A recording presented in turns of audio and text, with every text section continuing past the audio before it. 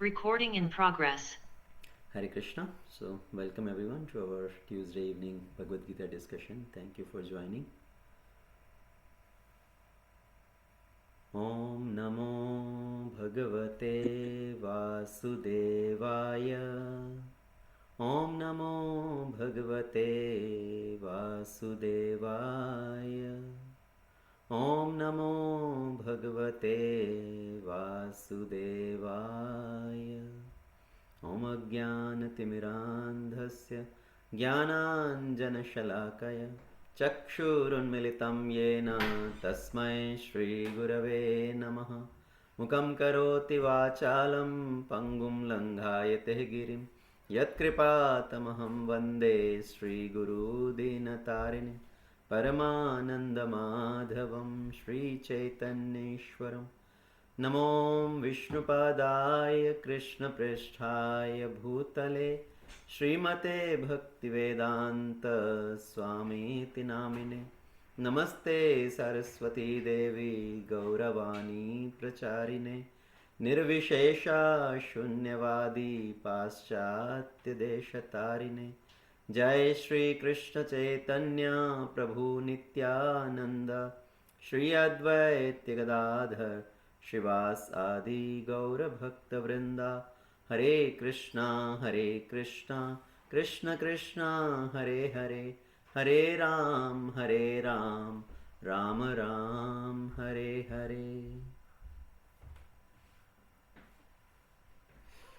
Okay, Hare Krishna. Once again, welcome everyone. Hare Krishna, Chitra Mataji, thank you for joining. Hare Krishna, Satish Prabhu. Hare Krishna Prabhu. Okay, so last time we discussed Bhagavad Gita Chapter 4, text number 1 through 7.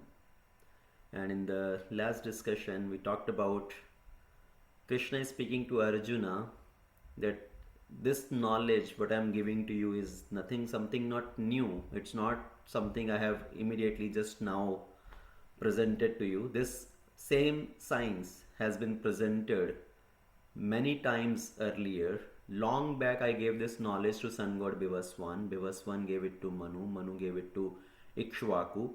In that way this knowledge came down.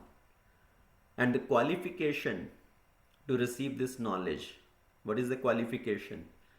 It's not that somebody should be a scholar of Sanskrit, somebody should be a scholar of philosophy to understand this knowledge. The qualification to understand this knowledge is Bhakto asime sakha cheti, that somebody who is devoted to me, who is my devotee, who is my friend. So Krishna is telling Arjuna, I am giving this knowledge now because you are my devotee, you are my friend. So in that way you are qualified to receive this knowledge. And many times earlier, both you and I have appeared. I can remember all those appearances, but you cannot remember. So Lord Krishna reveals his supremacy, that I know everything past, present and future, and the living entity cannot remember all those previous occurrences. And Krishna says, I come again and again, yuga after yuga. So that is Krishna's love for us. Right? Why Krishna has to come in this material world? Because Krishna loves us so much that he appears again and again in this world. And 4.7 we talked about Yada yada hi dharmasya glanir bhavati bharata abhyutthanam adharmasya tadatmanam srijamyaham. I manifest myself again and again, yuga after yuga. Whenever there is predominance of irreligion and decline in religious principle. So Krishna is saying, I appear again and again. So next verse, text 8 onwards, these next 5 set of verses are very beautiful verses. And we need to pay special attention to actually these verses. Starting from 8, 9, 10, 11, these are very, very wonderful verses to read, to meditate upon. So we'll start with 4.8 today. If anybody will like to recite that verse, please go ahead. 4.8, very famous verse. Last time I mentioned this 4.7, 4.8. They were so much popularized in this Mahabharat serial, B.R. Chopra. Right? It comes in the beginning. These two verses are recited. Yada yada hi dharmasya, then paritranaya sadhunam. So please go ahead, recite 4.8. Hare Krishna Prabhuji. Hare Krishna, Sasmita Mataji, please go ahead. Paritranaya sadhunam vinasaya cha dukkritam dharma samsthapanarthaya sambhavami yuge yuge. Okay, very nice. Anybody else will like to recite this verse? Very beautiful verse.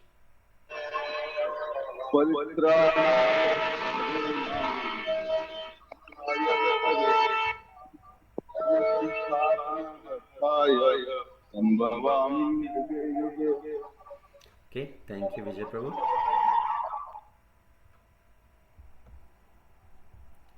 Okay, so this verse, Krishna is telling why he appears in this world. So previous verse, Krishna said, I come yuga after yuga, whenever and wherever there is decline of religious principle. And then this 4.8, Krishna is talking about his external reasons why he comes in this material world. So pritranaya sadhunam vinashaya cha dushkritam dharma samsthapnarthaya sambhavami yuge yuge. So pritranaya sadhunam, to deliver the pious, saintly people, sadhus. Vinashaya cha dushkritam, and to destroy, to annihilate the miscreants. Dharma samsthapanarthaya, and to re-establish the principles of dharma, principles of religion. Sambhavami yuge yuge, I myself appear yuga after yuga, millennium after millennium. So Krishna is talking about external reason of his appearance. Let's look at it one by one. So Krishna says, Vinashaya cha dushkritam, to annihilate the miscreants, demoniac people. So Krishna says, I come in this world to destroy these demoniac people. But is that really the reason for Krishna's appearance in this world? That Krishna has to personally come to destroy the asuras, destroy the demons? For that, Krishna personally does not need to come actually. Why? Because Krishna sitting in somebody's heart can give them heart attack and finish that person immediately. Krishna can twist one nerve, break one nerve system, and that person is finished. Krishna can give earthquake, Krishna can send a tsunami, and all these miscreants can be destroyed. So once a corona like epidemic come, so many demons can be killed in that way. So Krishna can destroy these miscreants by sitting in his own personal abode. For that he personally doesn't have to come. And then dharma samsthapanarthaya, Krishna says, I come to establish the principles of dharma. For that also Krishna doesn't have to come personally. Krishna can send his acharyas, his representatives. So many spiritual leaders have come, Krishna's representative have come, gurus come, acharyas come. They establish the principles of dharma, they spread the knowledge, they give the teachings. So for that purpose also Krishna does not have to come personally. So what is the reason? Why does Krishna come? So the first point which Krishna says, Pritranaya sadhunam, to protect my devotees. Actually, for protecting devotees also Krishna doesn't have to come personally. Yes, but the main point why Krishna comes is to protect his devotee. Actually, not simply protect, but to give pleasure to his devotees. Give pleasure to the saintly people. That is the real purpose why Krishna comes in this world.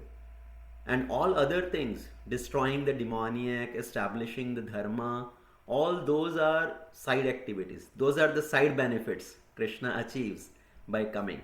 For example, when Nrsimhadev appeared, Narsinghadev came to protect Prahlad Maharaj.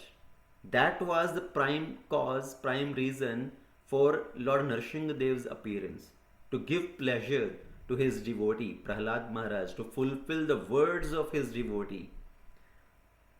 And the side effect was, as he came to protect his devotee, yes, he killed Hiranyakashipu also. So that was the side result, not the prime cause, because Hiranyakashipu existed for long time.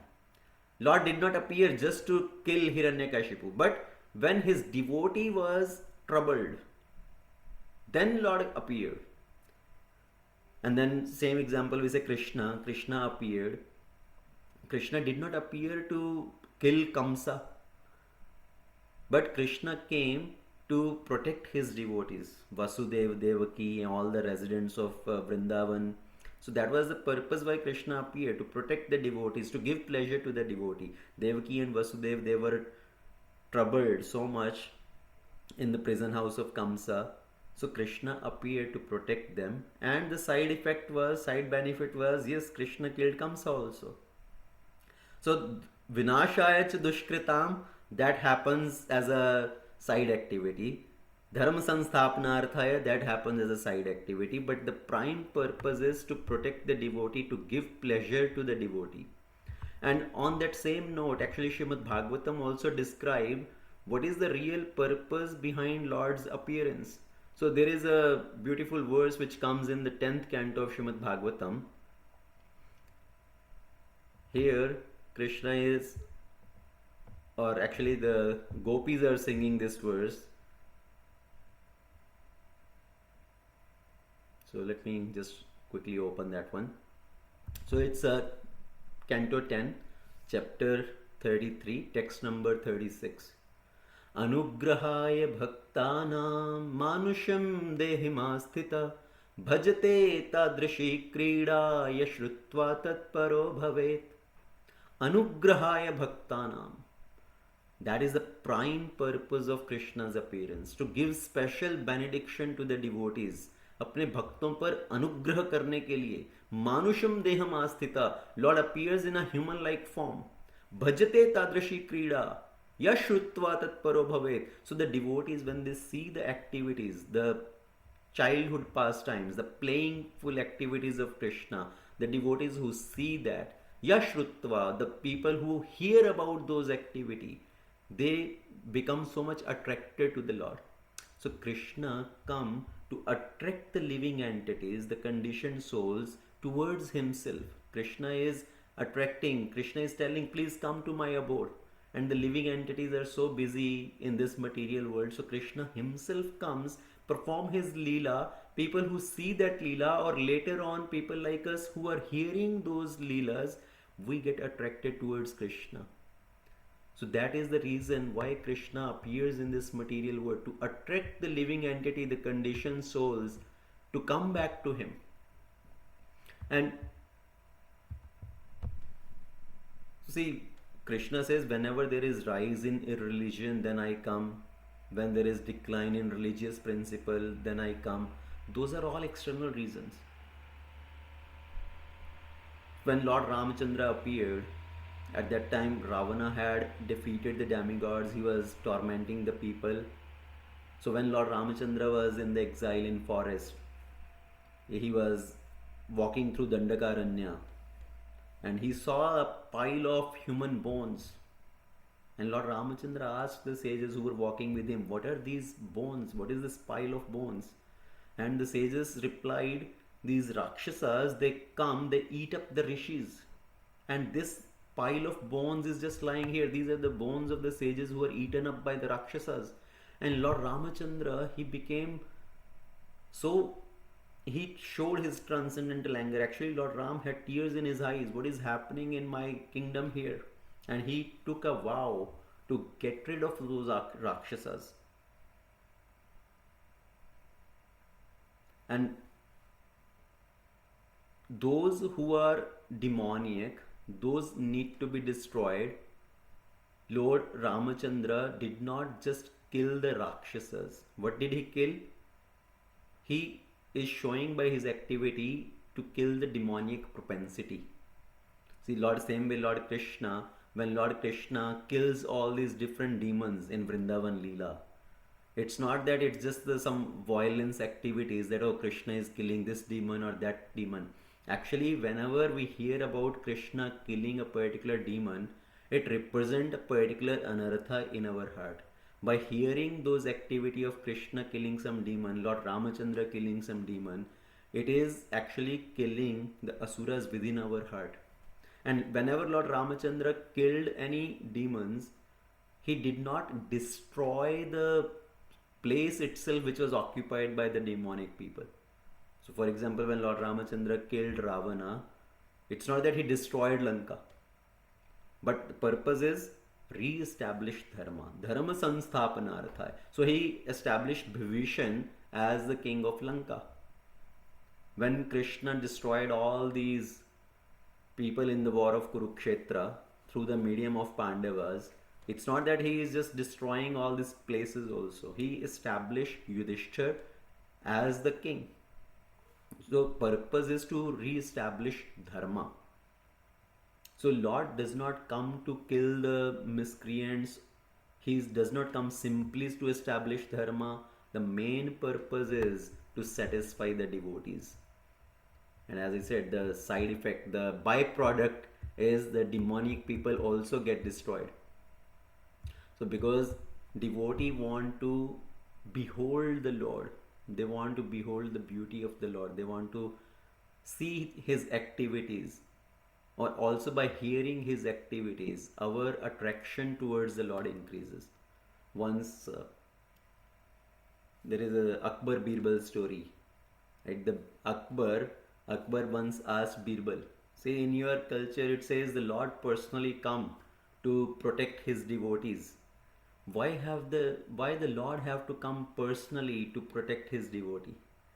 And Birbal, he is very intelligent. He doesn't sometimes give the answer immediately. He just tells, okay, just wait, I will give you the answer for this. So a day later, Birbal was walking with Akbar on the side of the lake, or kind of river, and Akbar's son, or maybe grandson, he was in a boat and kind of riding in the boat in that river. And Birbal had made arrangement. Birbal had already told the people who were in the boat with the Akbar's grandson to shake the boat and make the grandson fall in the river. So as the grandson fell in the river, Akbar actually saw earlier if somebody will jump into the river to protect, but rather than waiting for somebody, Akbar himself or jumped into the river to protect his grandson. And at that time, after Akbar brought him out, Birbal asked, why you yourself jumped into the river? See, there are so many guards here, so many other people here, somebody will jump into the river and protect him. Akbar said, I cannot wait for somebody to jump and protect my grandson because he is so dear to me, I love him so much. I myself immediately jumped into the river. And Birbal immediately, see, that is the reason God personally come to protect his devotees. Lord loves his devotees so much, he cannot see his devotees in any harm and danger, so he personally come and protect his devotee. So the main purpose of Lord's appearance is anugrahaya bhaktanam, to give special anugraha, special favor, special mercy to the devotees. That is the purpose of Lord's appearance. So there are different type of incarnations of the Lord. In Srimad Bhagavatam, there are so many different type of avatars explained. Some avatars are called Purusha avatar, which is Brahma, Vishnu, Mahesh, or also called as a Guna avatar. Then there are Leela avatar. Leela avatar means Lord comes and perform Leelas at specific time. Like Lord Ramachandra, Lord Krishna, they are called Leela avatar, where Lord comes and stay for a longer duration of time and perform certain particular Leela. Or some avatar are called like Narsingadev and Vaman avatar, or Kurma avatar, Varha avatar. These are the avatars which come for a particular purpose, for some specific Leela. Then there are Shaktivesh avatar. Shaktivesh avatar means Krishna appears as a form of some empowered personality, like Narada. Narada is also considered as a Shaktivesh avatar, or Vyasadev, he is also considered as a Shaktivesh avatar. Then there are Manvantra avatar, which appears in a particular Manvantra. In every Manvantra, Lord appears. Then there is Yuga avatar.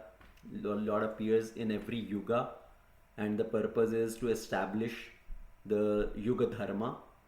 So all these appear on a schedule, particular schedule, and Lord appears all over the universe time to time. There are so many different universes, so many different Brahman, and Lord appears in every universe at a particular interval, particular time. So Krishna is present all the time. It is just like the setting of the sun and rising of the sun.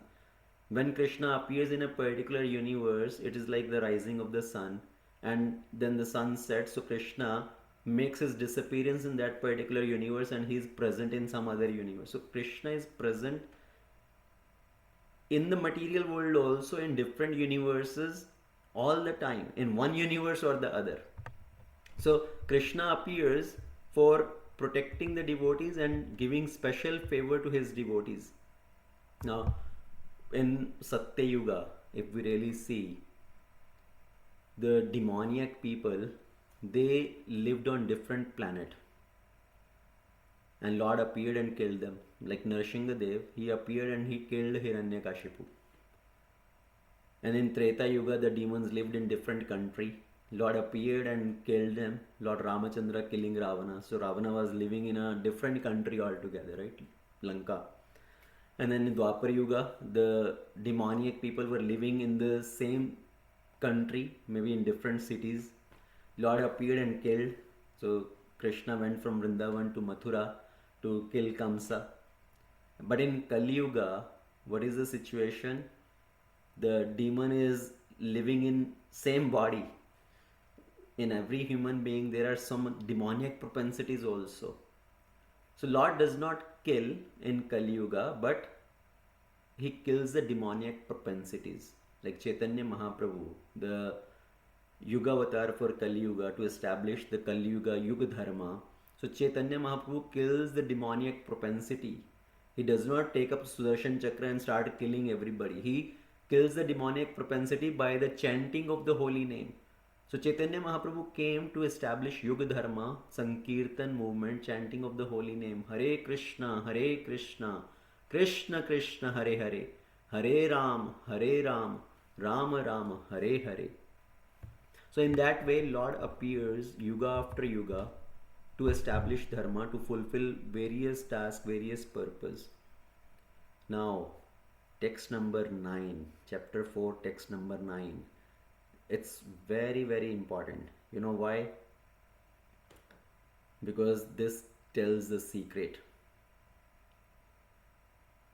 See, there are so many beautiful verses in Bhagavad Gita which are quoted so many times.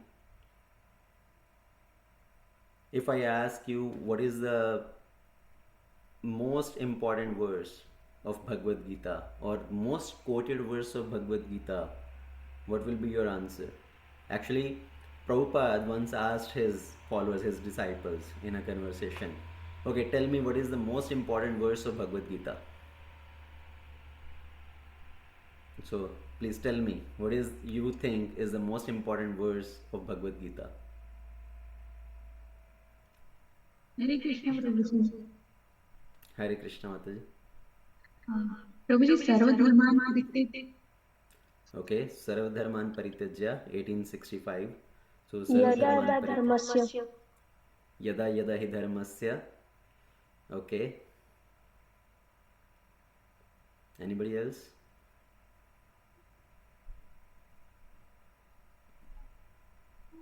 Maya Veshamana. Maya Vesha Manoyukta. So, okay. So yes, there are so many answers. Somebody may say Karmanne Vadika Raste, that is the most famous verse. So like that when Prabhupada also asked, people quoted different verses. Somebody said Yada Yada Hi Dharmasya. Somebody said Sarva Dharman Paritajya. Somebody says Man Mana Bhava Mad Bhakto. Somebody said the first verse of Bhagavad Gita, Dharmakshetre, Kurukshetre.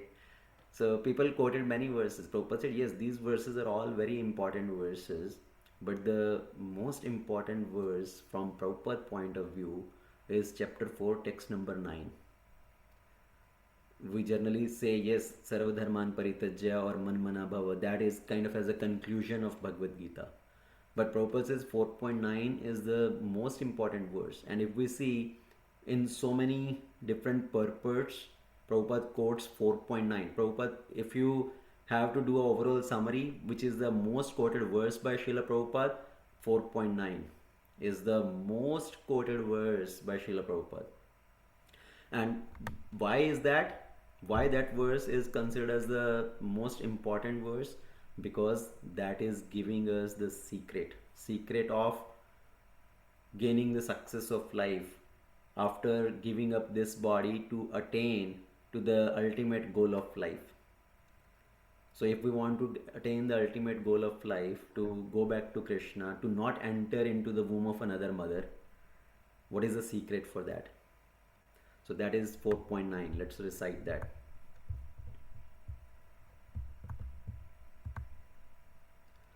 जन्म कर्म च मे दिव्यम एवं यो वेति तत्वतः त्यक्त्वा देहं पुनर्जन्म नैति मामेति सो Arjun.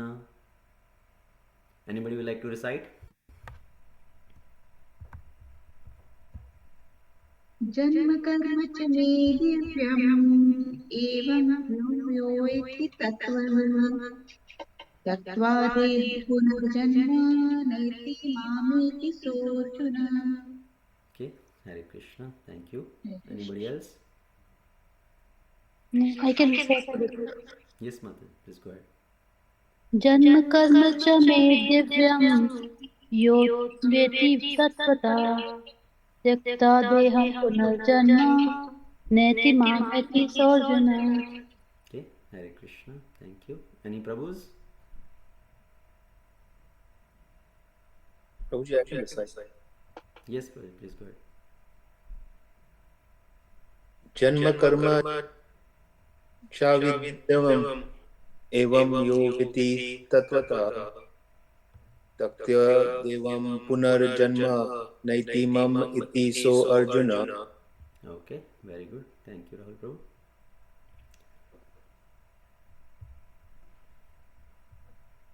There is an echo, Prabhuji, whenever I think we are speaking. What is that? It seems like there's an echo. There is echo going on. How about now? Now I think it's gone. It's Thank better you. now? Yes, much better, Prabhuji. Thank you. Okay. All right. Some settings change, maybe some setting difference. Okay. So as I said, this verse is in Prabhupada's words. This verse is one of the very, very important verse because this tells us a secret how we can avoid entering into the womb of another mother after giving up this body, how we can cut through the cycle of birth and death. Because we know in Bhagavad Gita, Krishna says one should try to cut down this cycle of birth, death, old age, disease. Right? Janam mrityu jara vyadhi dukh dosha anudarshina. So that verse also comes. But how to do that? That is the secret told in this verse. So janma karma cha me divyam evam yaveti tatvatah tyaktva deham punarjanma naeti mameti so Arjuna. So Lord is telling, if somebody knows the transcendental nature of my appearance and activities, janma karma cha. So if somebody understands the transcendental nature, divya can mean celestial also, but divya means spiritual, transcendental.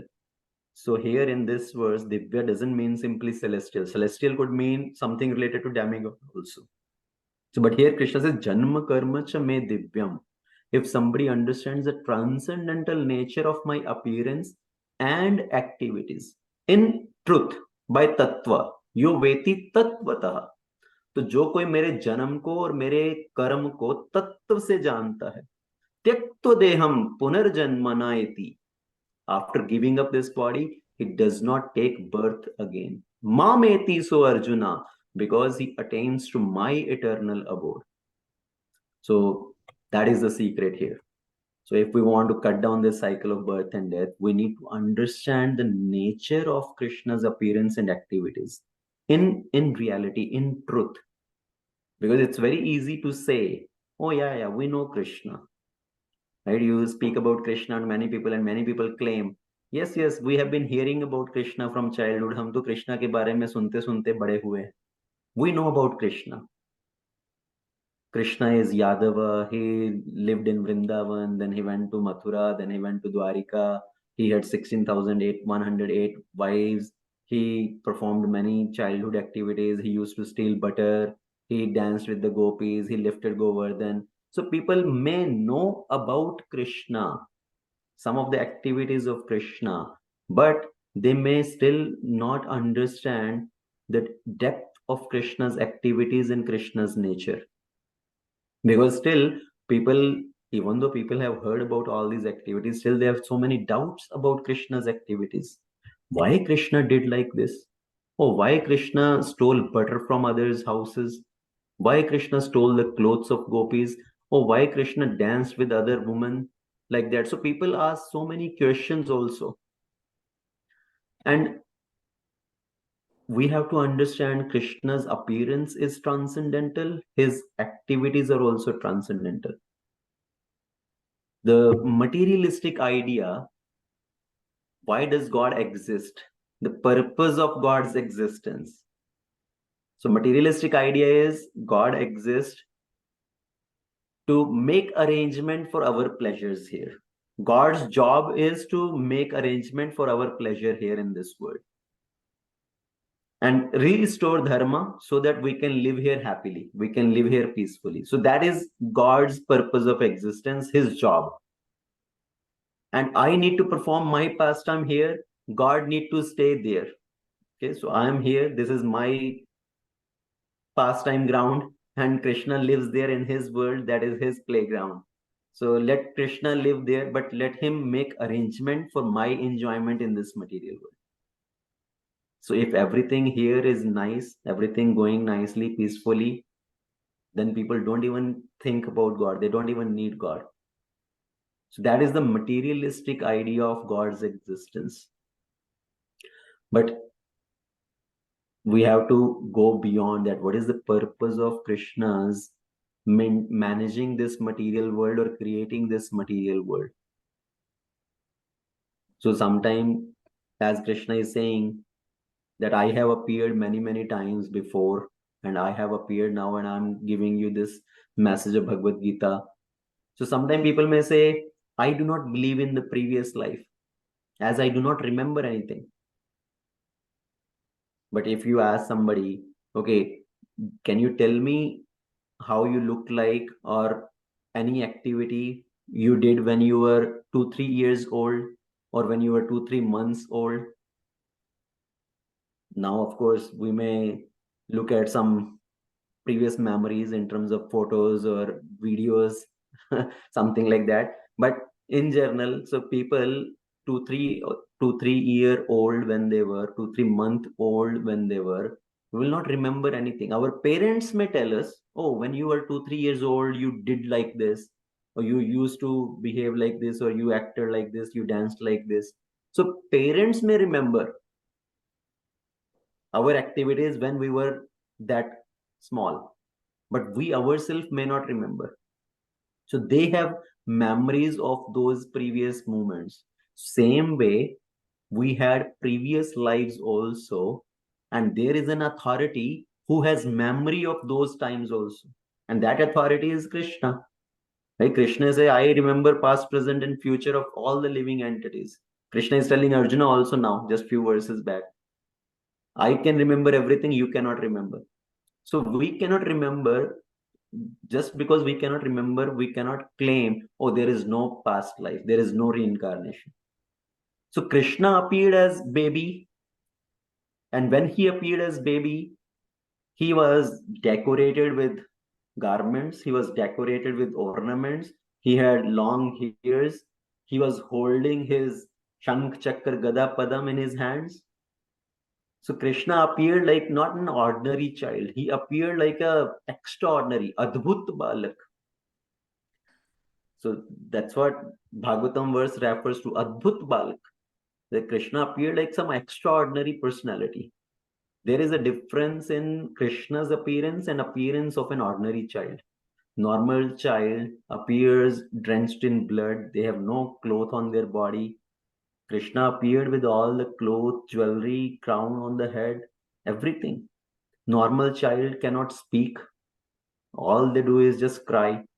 If baby doesn't cry, the doctor or the nurse or the parents will make him cry to make sure he is alive. So normal child cannot speak, but Krishna appeared. Immediately, Krishna started instructing his parents. As soon as he was born, he instructed his father, please take me to Vrindavan, take me to the house of Nanda Maharaj. So there is a difference in Krishna's appearance and the appearance of a normal child. We cannot compare Krishna's appearance as something ordinary. And people also try to judge others by looking at their action. Just looking at the action and who is doing the action actually makes a big difference. See, when the Britishers came to India, right? These Europeans, when they came to India, and they were looking at the different pictures of gods, they saw the pictures of Krishna. Who is this? Oh, he is God. They could not digest that idea of a baby being God, right? The pictures of little Krishna. So they cannot digest this idea, oh, this baby, he can be God. And what is he doing? In that picture, Krishna is putting the hand in the pot and eating the butter, right? That famous picture of Krishna. And they say, oh, this is God. And what is he doing? He's stealing butter from the pot. What? It was like a complete short circuit for their brains. They cannot even digest that idea. For them, the simple principle of morality is more superior. One should not steal, right? That is what says as a samanya dharma. So they think, oh, this boy, how can he be God? And overall, he is stealing butter. How can that be? But we have to understand Krishna is the supreme God and everything belongs to him. When people say, why did Krishna steal butter from others' house? So we have to understand, just imagine for a minute, yes, Krishna is God. So if you accept that point, yes, Krishna is God, then God owns everything. Everything belongs to God. So yes, okay, everything belongs to God. So if everything belongs to God, then where is the question of stealing? So it's like you have two pockets. In one pocket, you have a lot of money. You take money from one pocket and put it in the other pocket. So you just take your own property from one place and put it in another place. How does it make a difference? So Krishna is supreme God. Even if he goes to others' house, he is taking the butter, which is actually his own property. So that's why we have to understand Krishna's pastimes, Krishna's Leela in Tattva. Who is doing that activity? If we understand that, then it makes a difference. See, a child doing that activity, it may be very amusing, right? People may see a child dancing and they get a little entertained. But when you know, oh, this child is Krishna, he is dancing, then it's not simply amusing, then it is amazing. That is the difference of Krishna's activity. We have to see at Krishna's activity in that way. It's not simply amusing. It is not simply for our entertainment. Some people may say, yeah, we know Krishna. Krishna appeared 5,000 years ago. He killed Kansa. He did this and that. But simply knowing these activities is not enough. Just like you go to doctor, your doctor may also know something about you. He has done your x-ray, he has done your blood test. So doctor know what is your blood count, what is your sugar level, what is your metabolism level and all that. So doctor may know something about you, but doctor does not know you as a person. He does not know you. What are your likes, dislikes? Who is your family members and how close relationship you have and all that. So doctor may know something about you. Same way we may know something about Krishna, but we do not know Krishna as his transcendental nature. So that's where we need to understand Krishna. Janma karma cha me divyam. Yo veti tattvataha. One has to understand that in tattva. So Krishna, when he appears in this material world, he is performing many different leela. Krishna is the actor, he is the director, he is the script writer. He is the best actor. He has written the script himself. And even though, let's say, the Yoga Maya is the director, this material nature is making everything happen. So, but ultimately, that Yoga Maya is under the control of Krishna. So activities, we should not consider Krishna's activities like some ordinary child. Activities of the child, as I said, may be amusing, but activities of Krishna are amazing. Without Krishna Tattva, without understanding Krishna Tattva, then all the activities of Krishna, Krishna Leela or Rama Leela, they may appear amusing. As a small child is doing something, okay, a 16-year-old boy is doing something. But when we know Krishna Tattva, then the same Krishna Leela becomes amazing. Oh, God is doing this. So when Krishna appears in this world in any form, as Lord Ramachandra or as Lord Krishna or Chaitanya Mahaprabhu, so he enters into that role completely. Right? He is the best actor. He is the actor, director, script writer. Everything is under his control. So in that way, we have to understand Krishna.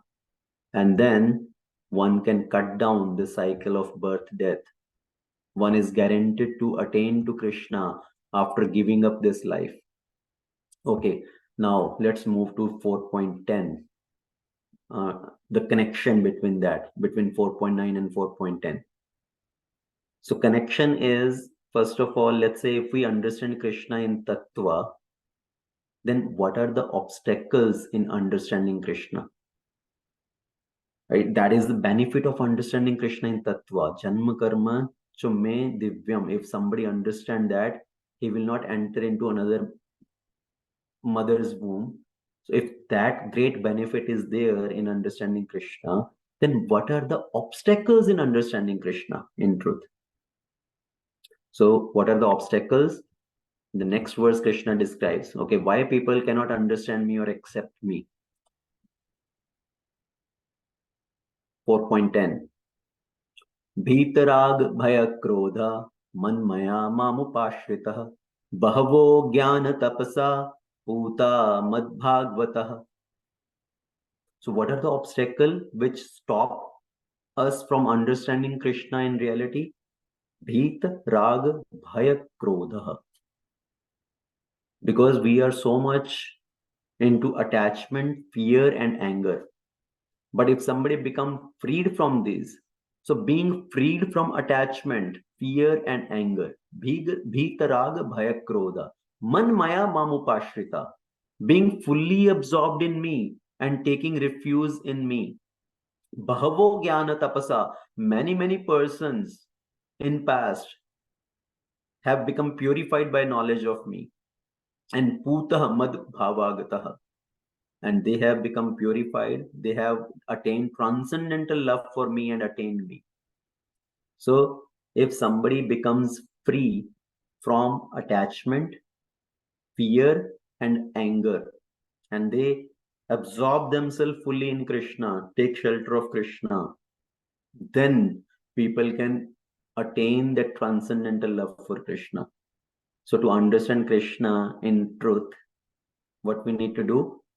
Give up this attachment, fear, and anger. And let's look at these. What are these three factors here which are blocking us to understand Krishna in Tattva or accept Krishna in truth? So, Raga. Raga means attachment. Right now, we do not have attachment for Krishna. We have attachment for this material world.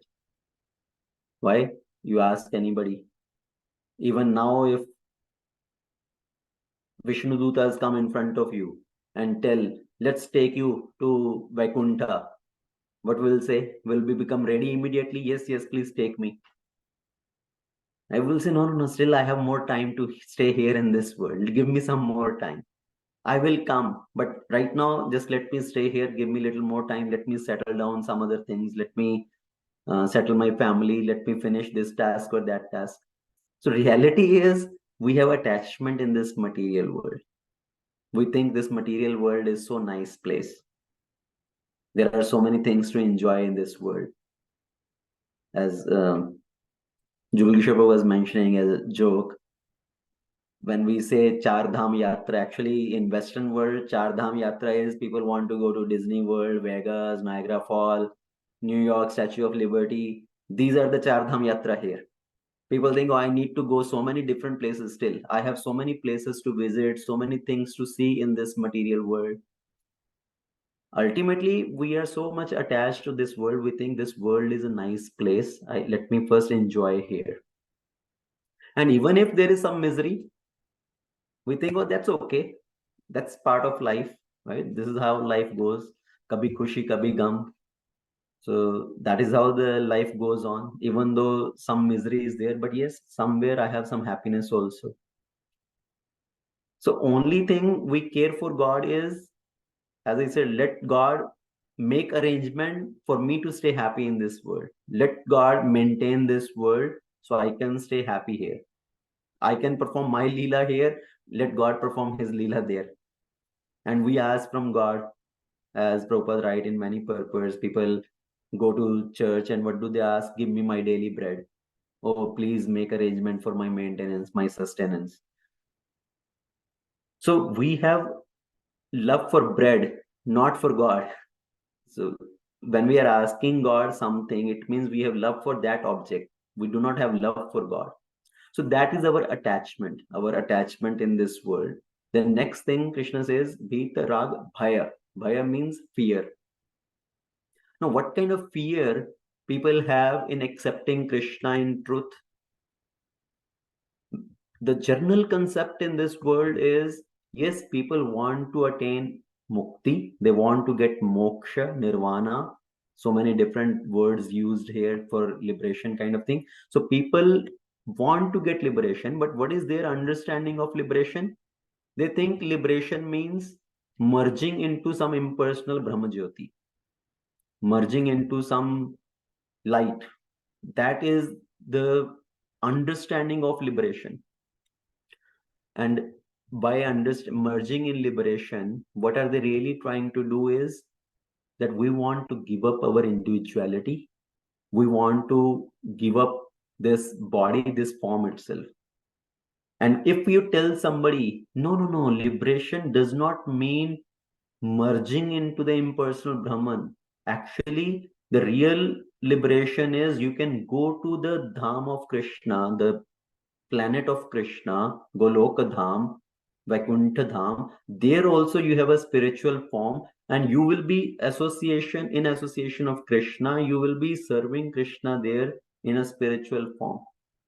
And people who have so much attachment to this impersonal liberation, they get fear of that also. Oh my God, I have to get body again. In spiritual world also, there is again another body, because they think body is the root cause of so many problems. Because of the body, we have so many problems. This body itself gives problem. Then body means relationships also, and our experience in this world because of body, because of so many different relationships, which causes so many misery, so many problems. So the thought of having a body in spiritual world also, that gives panic to people, that give fear to people who are too much attached to impersonal liberation. And again thinking, oh, there also we will be serving Krishna, we will be servant of Krishna. That also give fear in their mind, because in this material world, the perception of being a servant means you are being exploited here. In this material world, if somebody is considered as a servant, means he's poor fellow, he is exploited, somebody is exploiting him, using him. So there also they think, oh, if in spiritual world also I have to have another form, I have to be the servant of Krishna, oh, that's a miserable state. No, no, no, I don't want that.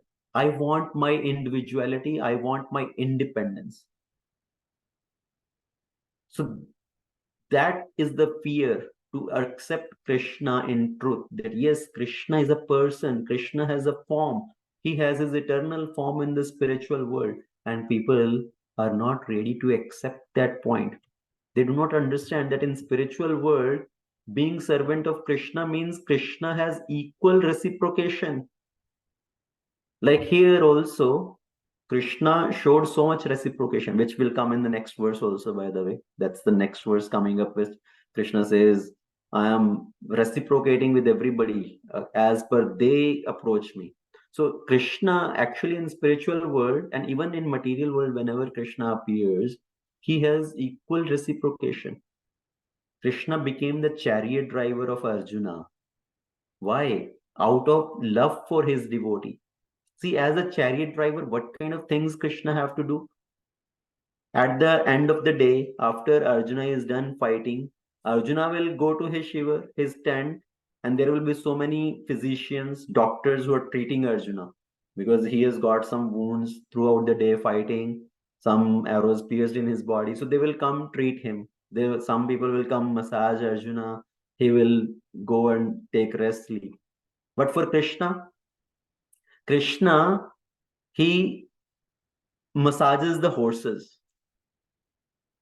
He takes care of the horses, feeds the horses, wash the horses, even clean the chariot also, because there are so many broken pieces of arrows or other weapons lying around all around. There's a pile of those things actually lying around. So much dust has settled in the chariot. So Krishna personally cleans that. He takes care of the horses, he takes care of the chariot, and he's driving that chariot. Why he's doing all that? Just out of love for his devotee. So being a servant of Krishna in spiritual world, Krishna shows equal reciprocation. If we consider ourselves a servant of Krishna, then we can actually enjoy everything what Krishna is enjoying. Just like a servant at the house of his owner, his master, if the servant is preparing anything in the kitchen and he serves his owner, after the owner has eaten, actually the owner tells, okay, you also take, you also eat. So all those nice preparation, whatever he has done, the servant also can enjoy. But if the servant starts cheating the masters, cheating the owner, and he makes some simple eatables for the master, for himself he is making some nice preparation and put extra ghee in his sabji and all that, then when the master find out, so this person is not being honest, rather than serving me, he's trying to serve himself, he's trying to enjoy for himself, then what happens? Then that person is kicked out. So Krishna in the spiritual world, even though we say we are all servant of Krishna, jivere savrup hoy Krishna nityadas, but being as a servant of Krishna doesn't mean we are getting exploited. We are actually enjoying so much with Krishna. But people have fear of having form in spiritual world and being around Krishna as a servant. So that is why we are not able to accept Krishna in truth, in reality, in tattva. Then the next part Krishna says krodha. Bhita raga bhaya krodha. Krodha means anger, frustration. We are not able to accept Krishna in truth because we have been frustrated by so many different theories, so many different philosophies about God, and not being able to understand one thing's, let me just give up everything. I don't even want to deal with God. I don't want to understand anything. There are so much confusion. There are so many philosophies. I cannot understand. So let me just give up. Let's just forget God, not even talk about God. So somebody has experienced so many bogus gurus, so many has experienced cheats who has exploited their followers. Because they have been cheated earlier, they think everybody is a cheat, so they want to just run away from everything. They don't want to accept anything at all now. just like a cataract developing in the eye. If there is a cataract in the eye, does not mean we have to pluck the eye out. We have to remove the eye, but one need to remove that cataract. So same way, if somebody has been cheated earlier, doesn't mean everybody is a cheater. Every spiritual person is a cheater. We have to find out, as we have to find out a good surgeon, good doctor who can remove the cataract. Same way, we need to approach a spiritual person, spiritual teacher who can guide us, who can give us the right knowledge. Just like there are so many different treatments. There is Ayurveda, there is homeopathy, there is allopathy. And if somebody has been cheated in one particular method, if he did not cure by one particular method, he cannot start saying, oh, everything is bogus. I don't want to get treatment. I want to continue to stay diseased. That is foolishness. But people, because they have so much frustration after hearing so many bogus philosophies or so much of confusion, they just want to give up everything. They don't want to make an effort to understand. But if we can put little effort to understand Krishna, then all the problems can be solved. Just like the farmer. If farmer puts a right seed in a right place, he can get lot of crop. If the farmer puts the seed in the fertile ground, waters it nicely, he can get lot of crop. But if somebody takes the seed and just throws it and the seed falls on some concrete, some stone, something, he may not get any result. So same way, if we take the seed of devotion and nurture it carefully, nurture it nicely, then it will produce the result. Right? We have to have that faith in the heart. We have to cultivate that bhakti lata, this bhakti lata creeper. We have to grow it nicely and we have to protect it. Protect it from the weeds also from growing, and protect it from the external effects like some animal coming and eating it. So we have to put a fence around. So just like a delicate plant, you have to protect that plant from all the weeds growing, so the weeds will eat up the plant. They will stop the growth of that plant, and we have to protect the plant with the fence also. So same way, this bhakti is also like a creeper, bhakti lata, and we have to protect this creeper of bhakti from all these different elements. And the second part of verse, Krishna is saying, many have done this in past and attained perfection.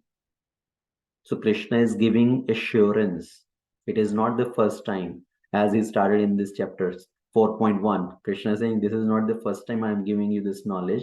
This was given earlier also. So same way Krishna is stressing again, this is not the first time. Earlier also many people have attained perfection.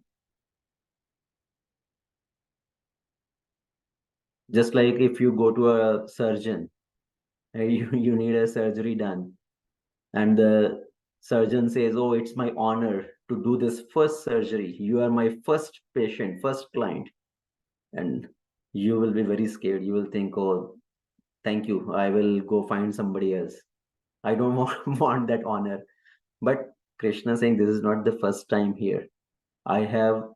This process has been followed by many people, and this is a scorecard.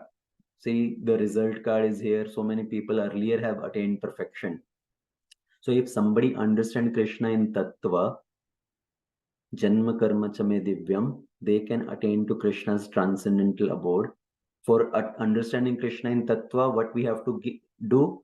Bhitaraga Bhaya Krodha. We have to give up this attachment, the fear, the anger, frustration, and develop attachment for Krishna, take shelter of Krishna. In that way, then we can attain the ultimate result.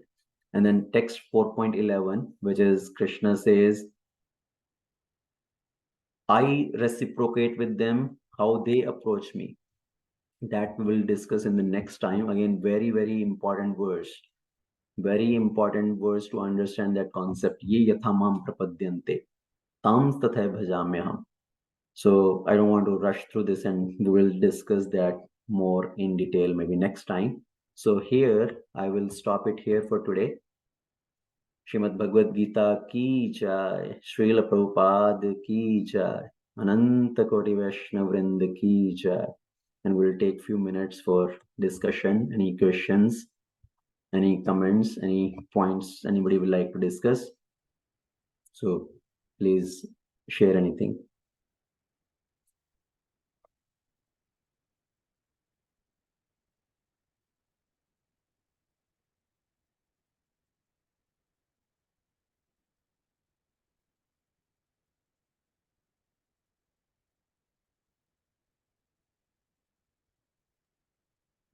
Nobody? Hare No Krishna points? Prabhuji, Dandavat Pranam.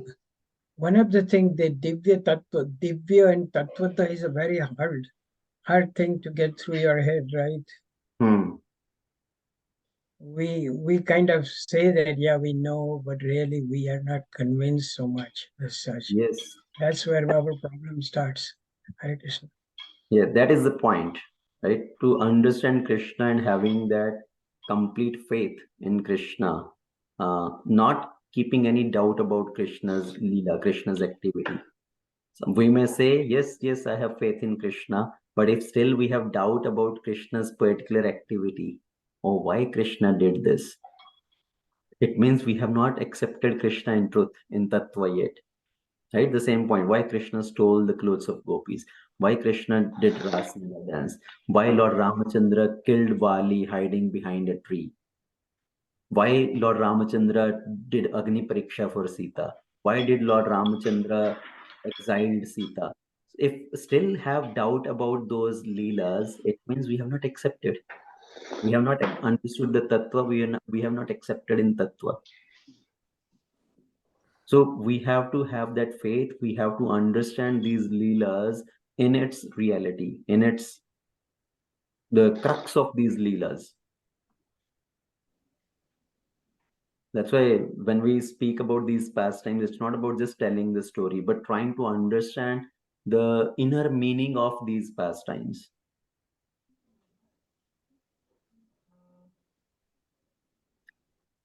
Okay, anybody else? So, Prabhuji, one of the important points was Krishna comes here to give pleasure to us, or protect us. But does he have to take the physical form to get that message across to us? He could do it in ways without being physically present.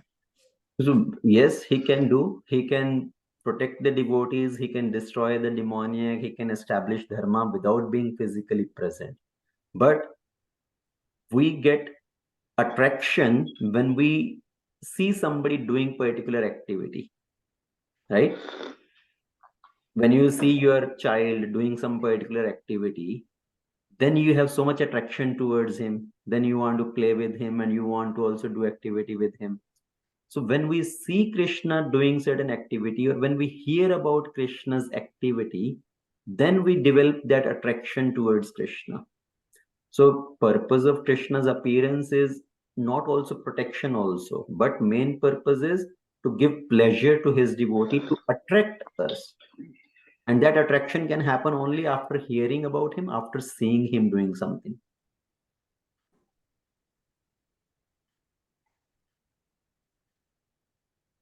Other thing, Prabhuji, though, you mentioned before a lot of time in Bhagavad that these devotees were really great devotees, some of the rishis and some of the people who really were doing that for a long time.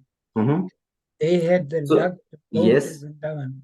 Yes, the personal associates who were able to be present at that time were really great devotees who got the opportunity to be in Krishna's Leela. But somewhere we were also in that Leela. Right? We may be a plant, a creeper somewhere, some animal form somewhere. Maybe we also were there in some form, because as living entity, we have been through many lifetimes. We were present 5,000 years ago also. So we were present that time also, maybe in some form. Who knows? We cannot remember. But we took the opportunity to maybe witness Krishna's Leela, or at least we are hearing about Krishna's Leela. Ya Shrutva Tatparo Bhavet. So Krishna says, by hearing about my activities also, they develop attraction for me. So let's say even though we did not witness Krishna's Leela, but we are hearing about it now, and by hearing, can we say we did not develop attraction for Krishna after hearing Krishna's activity? So we develop some attraction. That's why we are in the process right now, right? If there was no attraction, then why will we staying in the process? How we are able to do our chanting and hear and do all that? Okay. Yes, Vijay Prabhu, you had something? Yes, Prabhuji.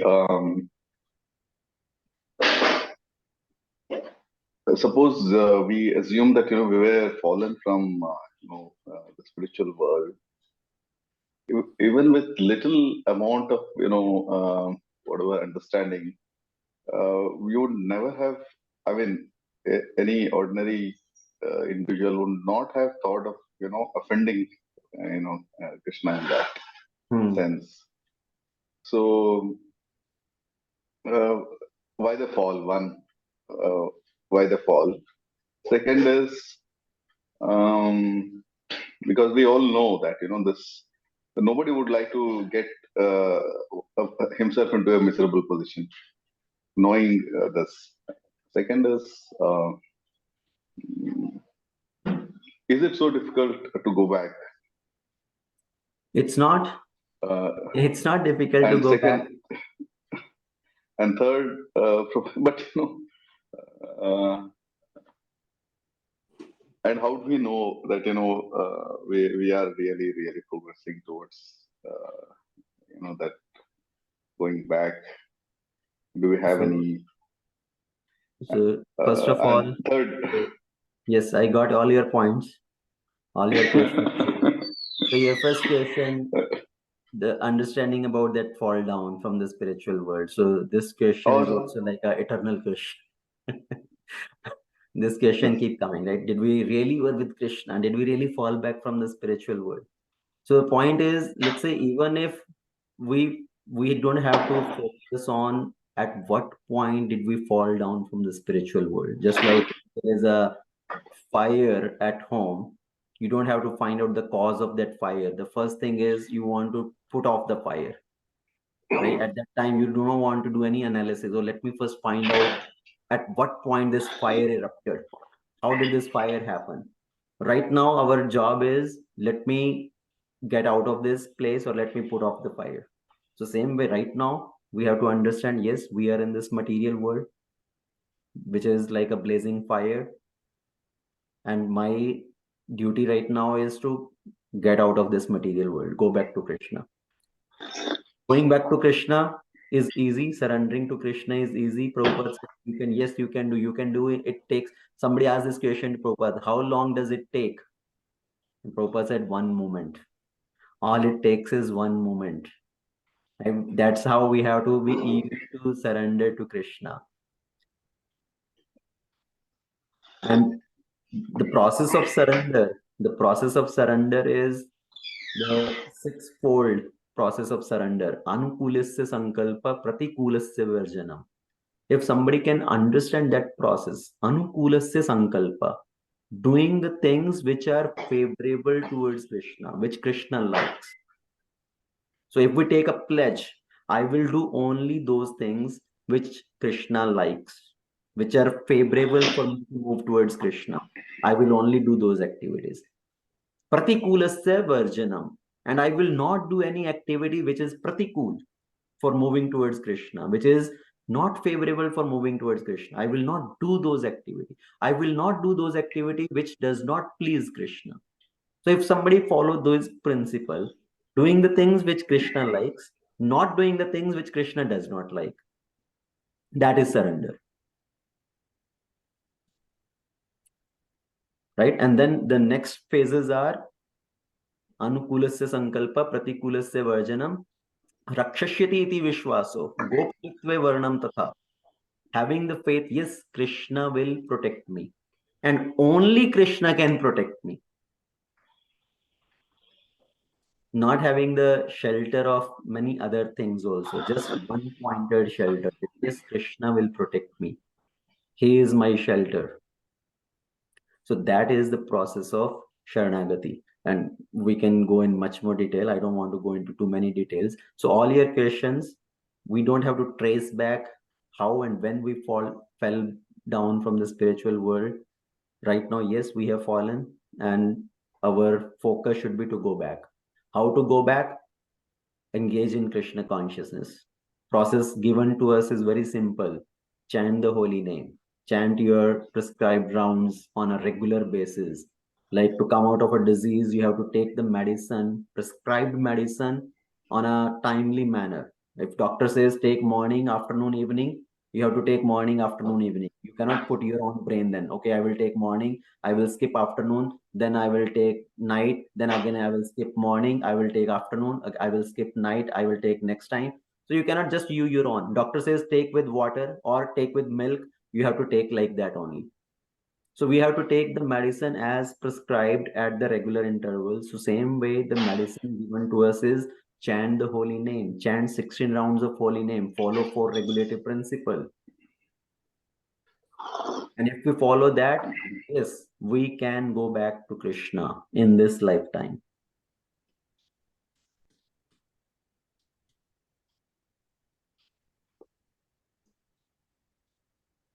Okay, anything else? Hare Krishna Prabhu. Oh, sorry, go ahead, Prabhu. No, go ahead, Prabhu. I already asked one question before.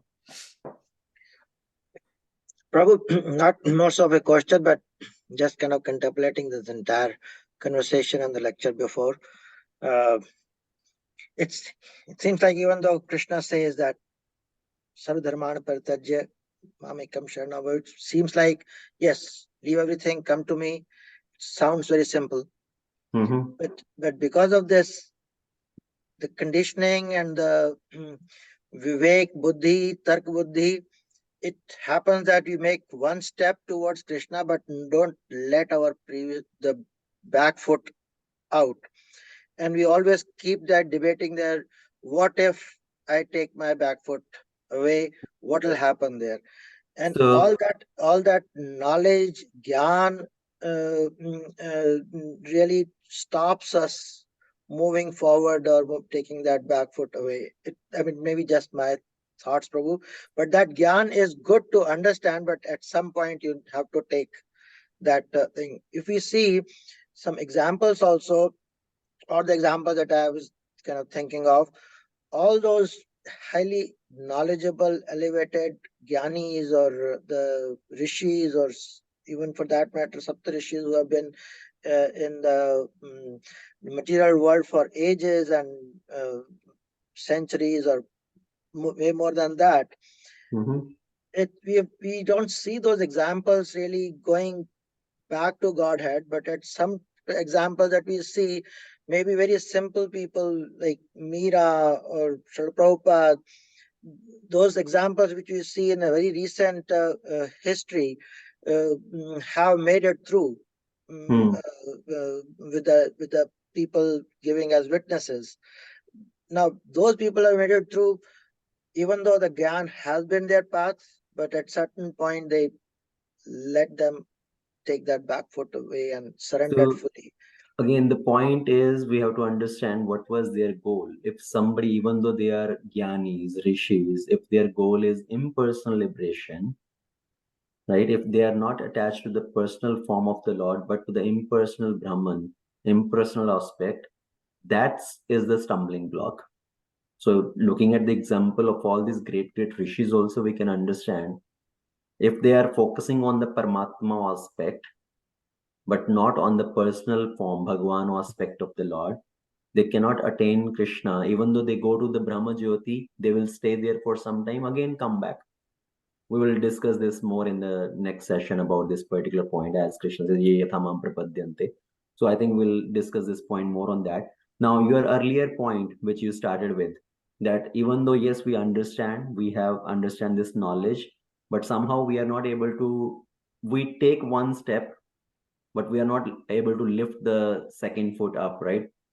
So in the beginning, it's okay to put the foot forward and still keep the second foot on the ground, right? Just like the insect on the leaf of the tree, right? From one leaf to another leaf, the insect is crawling, and he has put his front foot on the next leaf, but the back foot are there in the previous leaf also.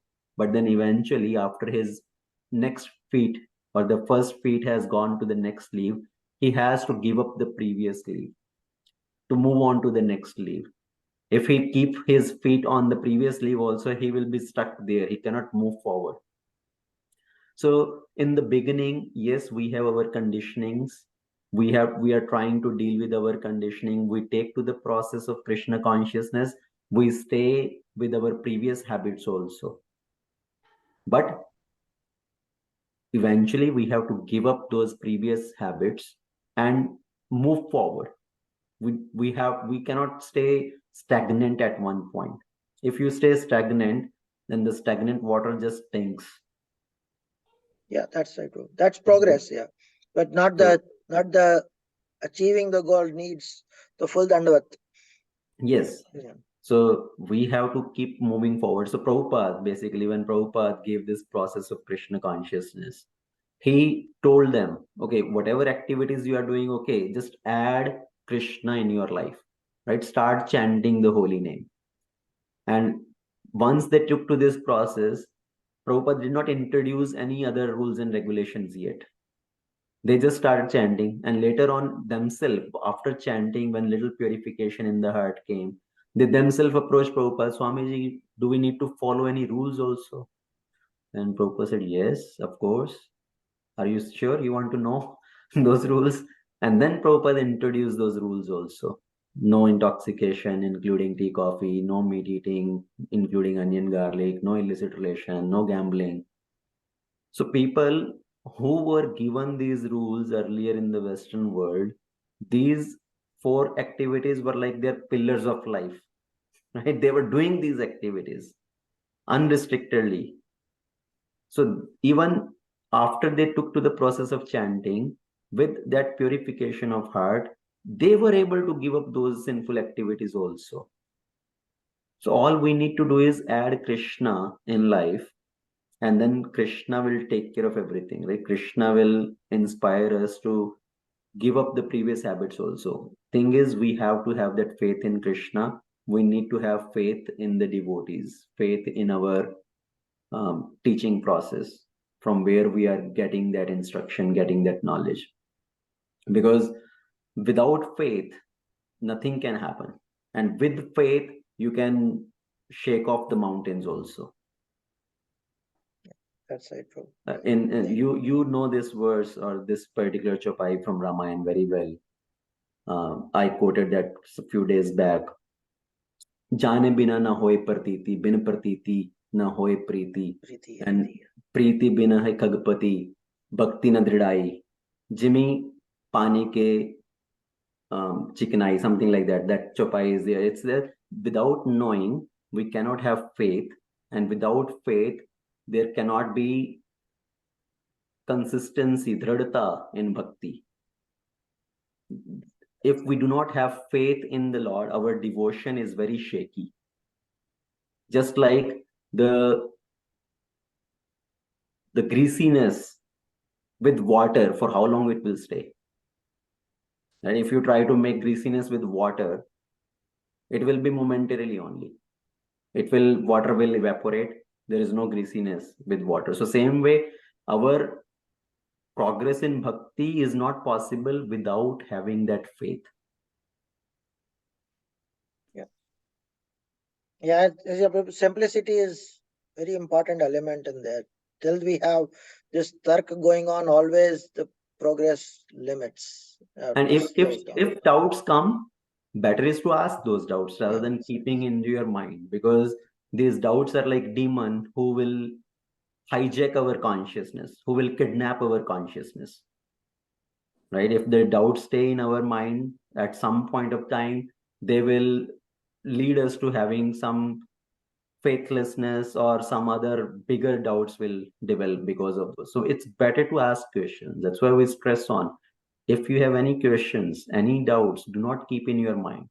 If you got some point in your mind of why this person did that, why that person did that, just discuss, you just clear your doubts. That's right. Personally, I feel that that's one reason Matajis are able to progress faster than the left brain, right brain. Because they go with simple approach.